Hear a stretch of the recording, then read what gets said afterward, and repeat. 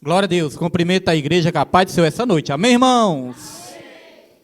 Quero perguntar, se gostou do escurinho, foi sim. Glória a Deus, irmãos. Deus é fiel e maravilhoso nas nossas vidas, né? Irmãos, vamos abrir, sem perda de tempo. Vamos abrir Salmos, aí. Acho que foi muito, né? Salmos 127, irmãos. Salmos 127. Nós vamos ler do versículo 1 até o versículo 5. É o tema, né? É o tema deste propósito, onde nós vamos passar um ano orando em cima desse tema. O título desse tema é Deus edifica o meu lar. Deus edifica o meu lar. E eu creio que através desse propósito, irmãos, Deus vai fazer coisas grandes no nosso lar. Na nossa família, nos relacionamentos, Deus vai estar fazendo milagres nas nossas vidas, irmãos. É tudo pela fé. Salmos 127, versículo 1 até o versículo 5 diz assim: Se não for o Senhor o construtor da casa, será inútil trabalhar na construção. Se não é o Senhor que vigia a cidade, será inútil a sentinela montar guarda. Será inútil levantar cedo e dormir tarde, trabalhando arduamente por alimento. O Senhor concede o sono àqueles a quem Ele ama. Os filhos são herança do Senhor, uma recompensa que Ele dá. Como flechas nas mãos do guerreiro, são os filhos nascidos na juventude. Como é feliz o homem que tem a sua aljava cheia deles. Não será humilhado quando enfrentar os seus inimigos no tribunal. Amém, igreja? Amém. Deus é fiel. Os irmãos já podem se sentar nessa noite, em nome de Jesus Cristo. Irmãos, eu confesso que eu não estava esperando, né? Queria ser eu que ia pregar essa noite. Já tinha convidado a nossa diaconisa Daniele, porque eu estava pensando em pregar na semana que vem, e na semana que vem terminar o culto um pouquinho mais cedo, uns 20 minutos mais cedo, e a gente fazer a nossa reunião. Mas como diz a palavra do Senhor, o coração do homem faz planos, mas a resposta certa dos lábios vem do Senhor. Nós não sabemos o que vai acontecer na frente, né? Deus é que sabe de todas as coisas. Então nossa reunião está debaixo de oração, assim que der certo, se não for semana que vem é na outra, mas nós vamos fazer a nossa reunião sim, né? Assim que Deus autorizar. Enquanto isso, nós vamos para este tema aqui, e é bom que nós explicamos, né? Vamos explicar aqui o que Deus quer falar através desse tema. Irmãos, o nosso lar é um lugar sagrado. Pelo menos deveria ser, né? O lar deveria ser um lugar sagrado. Mas quantos lares nós não vemos aí atribulados? Quantos casamentos não estão sendo destruídos? Quantos filhos não estão se levantando contra os pais e os pais se levantando contra os filhos? Quantos lares, irmãos, estão em pé de guerra? Quantos lares não estão atribulados? Quantos ambientes não estão pesados, né? Aquele clima pesado, aquele clima... Eu e minha esposa já fizemos muito culto nos lares. Tinha lares que a gente entrava, irmãos, e a gente até começava a passar mal. Os irmãos já devem ter tido essa experiência. Você vai no lar para orar, muitas vezes, para pregar, tem que ir muito revertido, irmãos. Mas nem sempre a gente se reverte tanto. Porque às vezes a gente chega do trabalho, chega cansado, e muitas vezes nós vamos só por obrigação, assim, né? Tem aquela obrigação, mas não dá tempo da gente se revertir tanto. Mas como tem aquela obrigação da gente ir, a gente vai. Porque tem que ir, a gente não pode falhar. Então às vezes não dava tempo de se revertir tanto, irmãos. Tinha dia não, que a gente consagrava, fazia jejum, mas quando tinha dia ali que era muito corrido para nós, a gente chegava do serviço, arrumava as coisas, ia para os lares.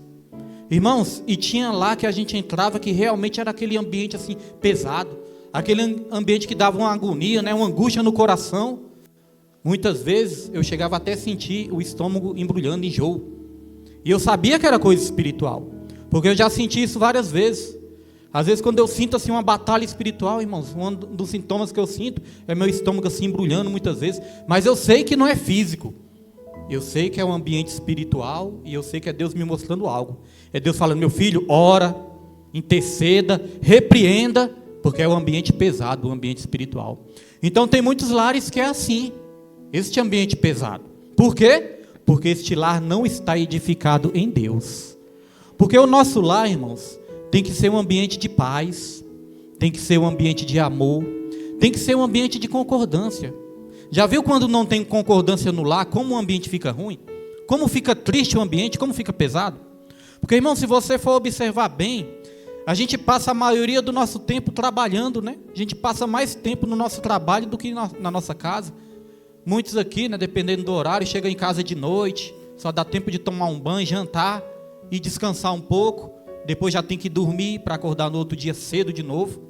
Então, o nosso lar tem que ser um lugar onde a gente chega e nós tenhamos paz.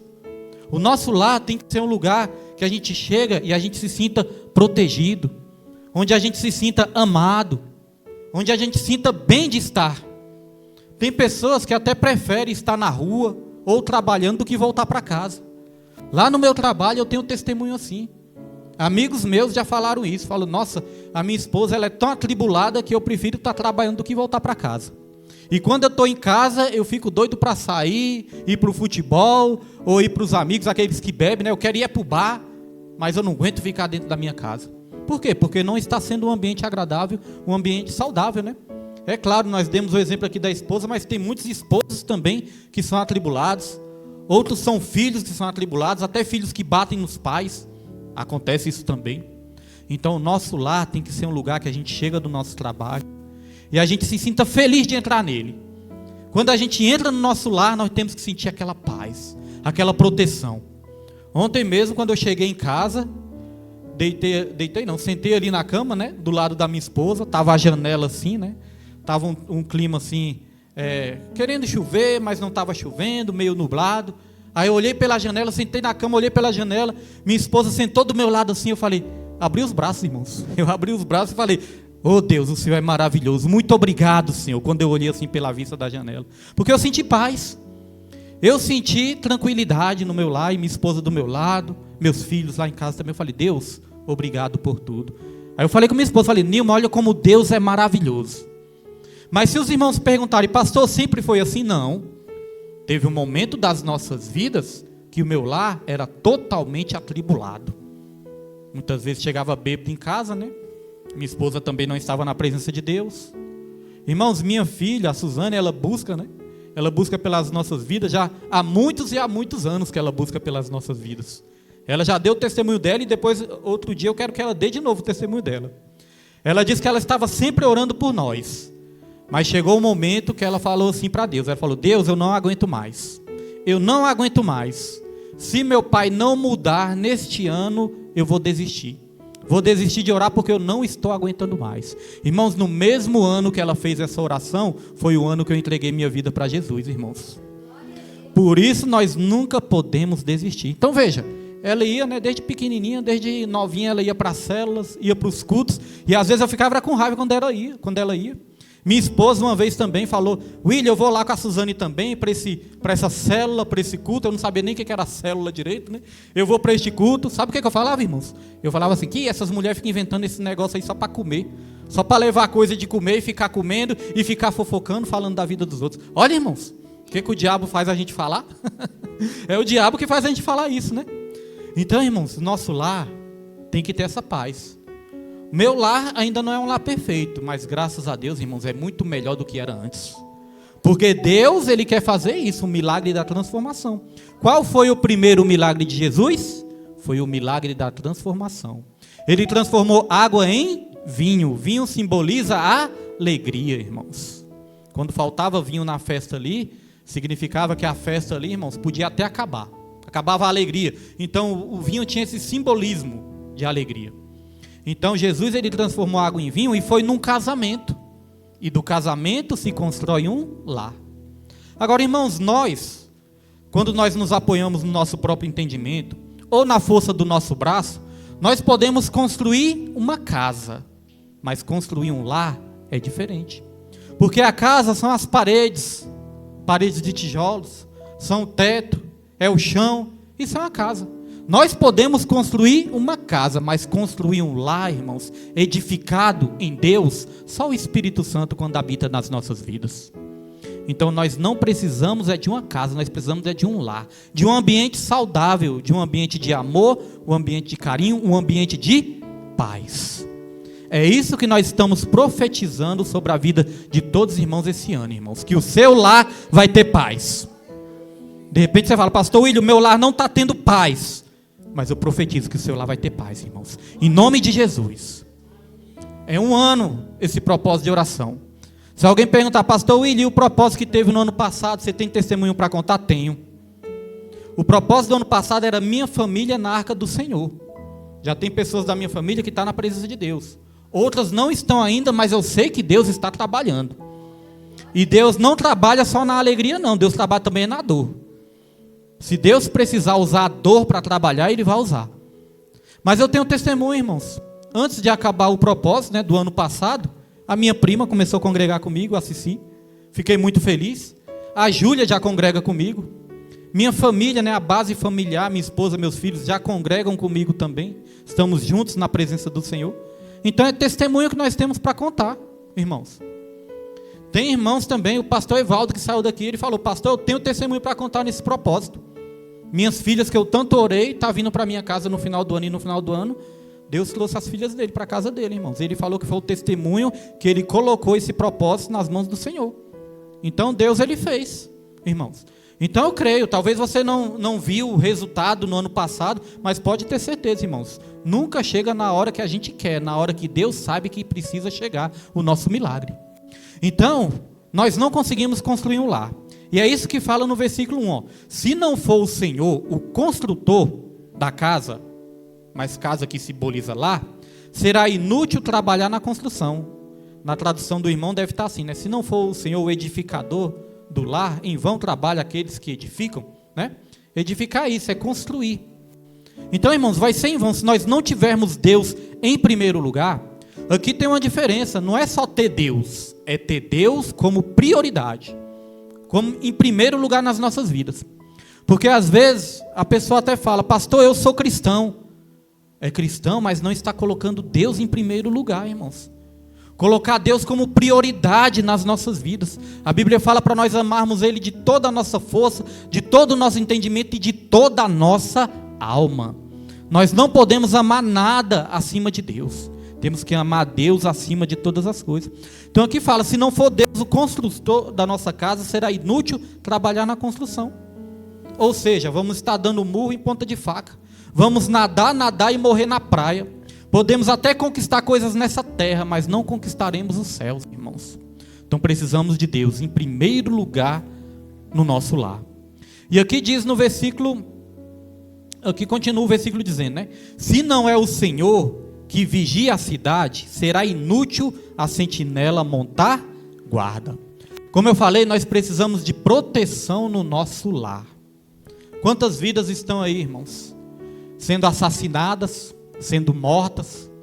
Quantas pessoas estão precisando da proteção de Deus e muitas vezes perdem a sua vida? O diabo, ele veio para quê? Ele não veio para matar, ele não veio para roubar e ele não veio para destruir.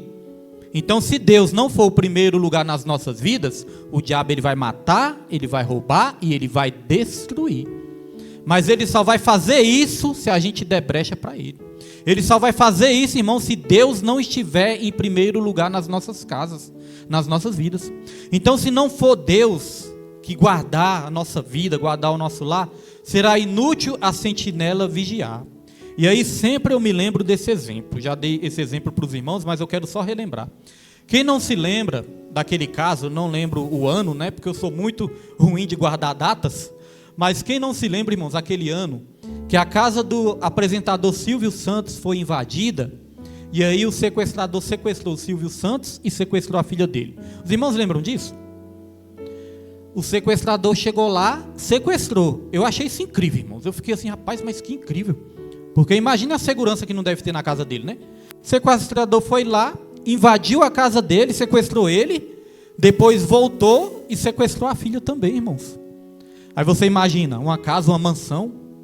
Eu imagino que essa mansão tinha cerca elétrica, imagino que essa mansão tinha alarme, imagino que essa mansão tinha uma guarita ali com guardas vigiando, tinha toda a segurança, todo tipo de tranca, fechadura, cadeado, e ainda assim esse sequestrador foi lá e invadiu a casa dele. Então tá vendo? Se não for Deus que guardar a nossa casa, em vão vigia a sentinela. Tem pessoas que não têm condições nenhuma de colocar alarme, vigia, nada dentro de casa. Mas tem Deus como guardião, Deus como protetor. A Bíblia fala que aquele que habita no esconderijo do Altíssimo e descansa à sombra do Onipotente, vai viver em paz, irmãos, descansará em paz. Então nós precisamos dessa proteção do Senhor nas nossas vidas. Quantas mães não ficam preocupadas quando o filho sai? É ou não é verdade? Às vezes o filho sai, volta tarde, muitos voltam só no outro dia, aí a mãe fica ali intercedendo, ó, Deus guarde, Deus proteja. E sabe por que muitas vezes o diabo não ceifa a vida de um filho nosso ou de um parente nosso? Porque nós estamos orando, nós estamos intercedendo. Na minha casa era assim também. Eu quando saí, irmãos, no tempo que eu curtia as farras da vida, eu saía, eu voltava só no outro dia. E não avisava minha mãe não. Porque antes nem negócio de WhatsApp, essas coisas não tinha para avisar, né? Tinha que ligar, ou era cartão telefônico, só do tempo até da ficha telefônica, né? Então até para avisar era difícil. Só que eu procurava não avisar também, porque eu sabia que se eu ligasse para ela ia começar a brigar comigo. Falei, para ouvir bronca é melhor voltar só no outro dia mesmo. A gente não tinha juízo, tinha cabeça nenhuma. Aí eu voltava só no outro dia. Mas minha mãe, com certeza, irmãos, minha mãe pedia para Deus. Minha avó também intercedia muito por mim. E eu lembro que assim que eu entreguei minha vida para Jesus, eu estava na igreja, aí um pastor mandou eu me levantar, e o pastor falou assim, olha, eu vou te falar algo, você vai saber de que lugar eu estou falando. Sabe aquele lugar que você frequentava? O diabo um dia, ele queria te matar lá naquele lugar. Ele só não te matou naquele lugar, porque Deus enviou um anjo para te guardar. Irmãos, veio o lugar, ó, eu tive a visão do lugar certinho de onde ele estava falando. Eu tive a visão certinha de onde o diabo quis me matar, porque o diabo está sempre querendo nos matar, mas nesse dia eu sei de que dia que esse profeta estava falando, irmãos. Então a Bíblia fala que Deus ele envia um anjo, sabe por quê? Porque ele já sabia o plano que ele tinha na minha vida.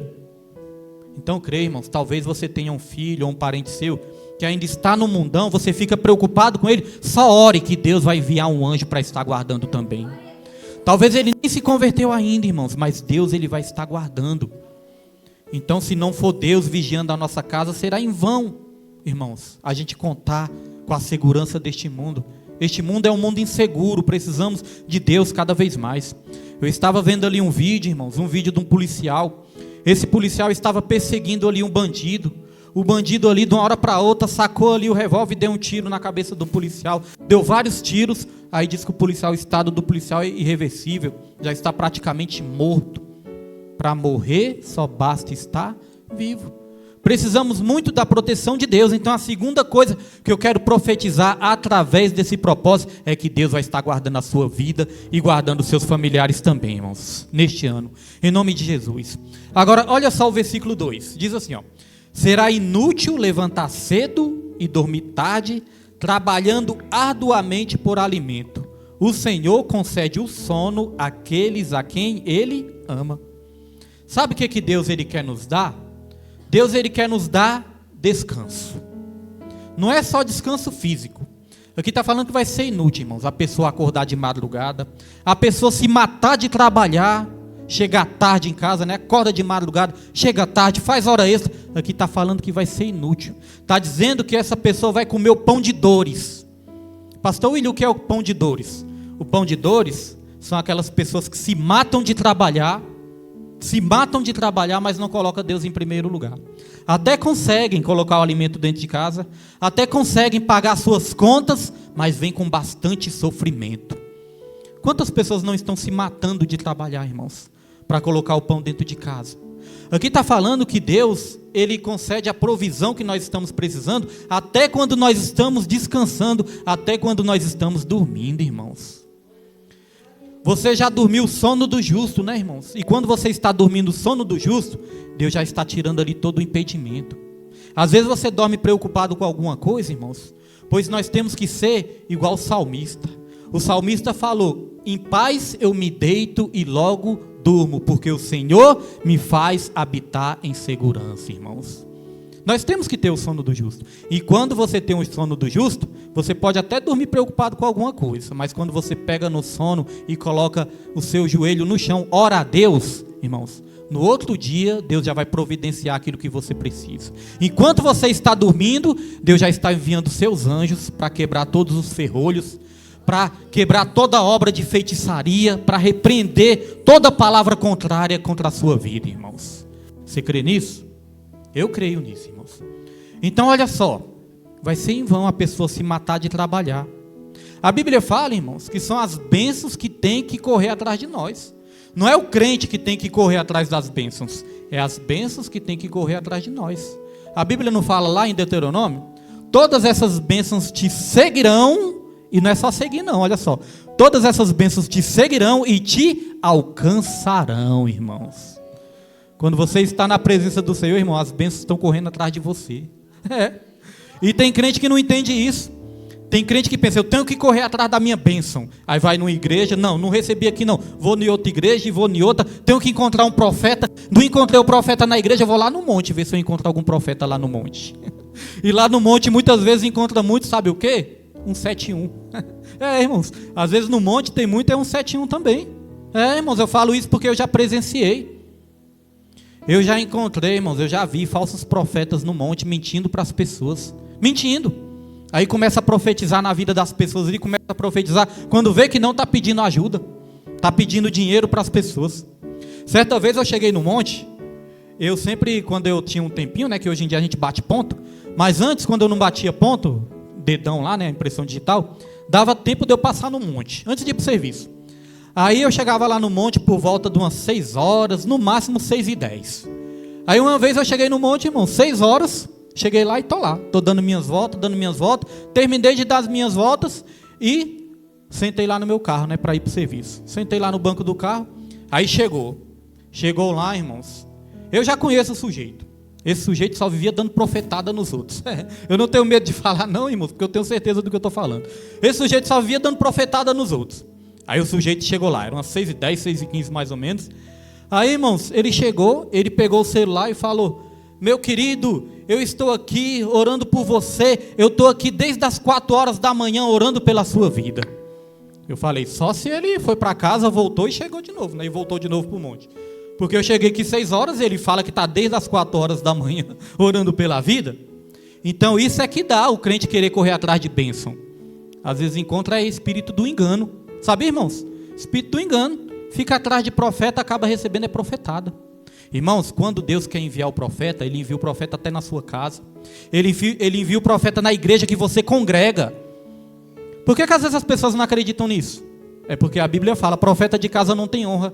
As pessoas preferem acreditar no profeta de fora, porque o de casa não tem honra. Quem disse isso foi o próprio Senhor Jesus Cristo. Então, às vezes, as pessoas saem correndo para lá e para cá, atrás de profetada. E é isso que elas vão receber, muitas vezes, as profetadas. Eu até costumo falar, né, ensinar para os irmãos aqui. Eu falo, eu dou graças a Deus que os irmãos lá da igreja, eles são firmados na rocha. Porque eles não são firmados em profecias, revelações. Eu creio em profecia e creio em revelação. Quantas vezes Deus não usou profetas aqui nessa igreja também, né? Mas eu falo, graças a Deus os irmãos são firmados na rocha, sabe por quê? Porque eles são firmados na palavra. É na palavra, irmãos. A palavra de Deus é que é o principal. É a palavra do Senhor, sabe por quê? Porque todas as coisas foram criadas através da palavra. Não foi a palavra que foi criada através da profecia. Foi a profecia que foi criada depois da palavra, através da palavra. Então as pregações, os estudos bíblicos, as pessoas vão se firmando na rocha cada vez mais. Então aqui fala, irmãos, que vai ser inútil a pessoa se matar de trabalhar se não colocar Deus em primeiro lugar. E aqui no versículo 3, aqui já começa a ficar um pouco diferente, né? O ensino que essa palavra nos traz. No versículo 3 já começa a falar dos filhos.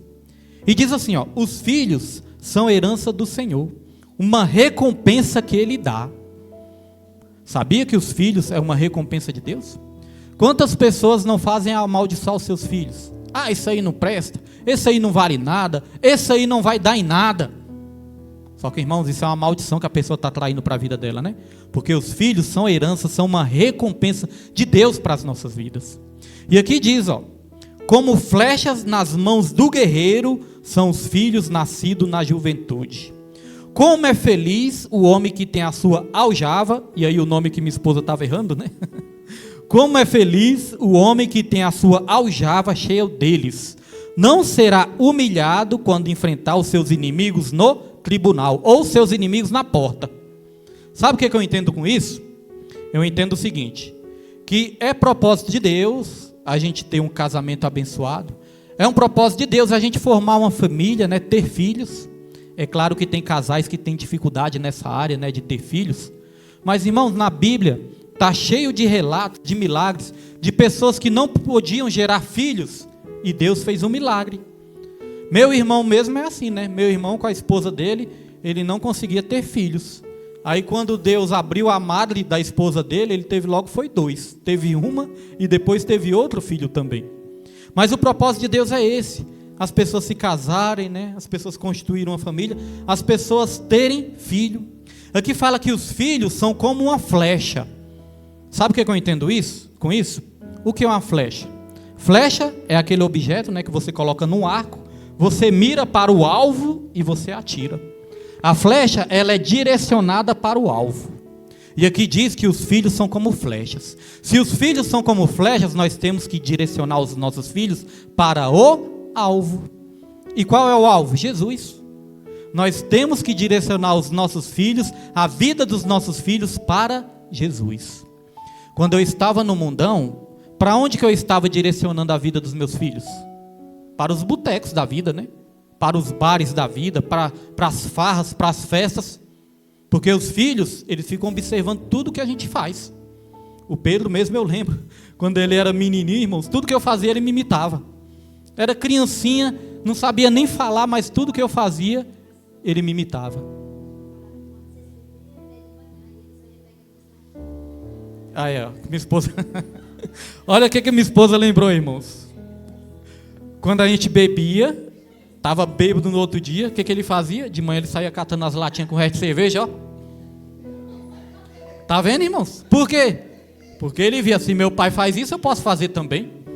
Tá vendo, irmãos? Irmãos, eu gostava de ouvir rap. Até hoje eu tenho um vídeo dele, qualquer dia eu vou botar no grupo lá, os irmãos vão morrer de rir. Eu gostava de ouvir rap. Aí teve um dia, eu tinha um Voyage, né? Tinha um som no Voyage. Aí teve um dia que ele pequenininho, tinha nem tamanho de gente. Subiu lá no carro, ficou em pé, segurando lá no volante lá. Ele mesmo ligava o som, irmãos. E quando o rap começava a tocar, ele começava a dançar lá, ó. Começava a dançar rap, irmãos, e ainda gostava. Ficava rindo. Eu tenho um vídeo, vou colocar no grupo para os irmãos verem. Por quê, irmãos? Porque ele viu o pai dele fazendo isso. Então tá vendo? Nós é que direcionamos nosso filho. Nós podemos direcionar para o lugar certo, para o alvo certo, ou podemos direcionar para o alvo errado. O que é pecado? Pecado vem do grego hamartia. O que significa hamartia? Errar o alvo. Nós podemos direcionar os nossos filhos para o lugar errado. Eu lembro também, né, que lá no meu serviço, eu trabalhava com os equipamentos lá, com luvas, trabalhava com bota, trabalhava com capacete, óculos de proteção, eu trabalhava com essas coisas.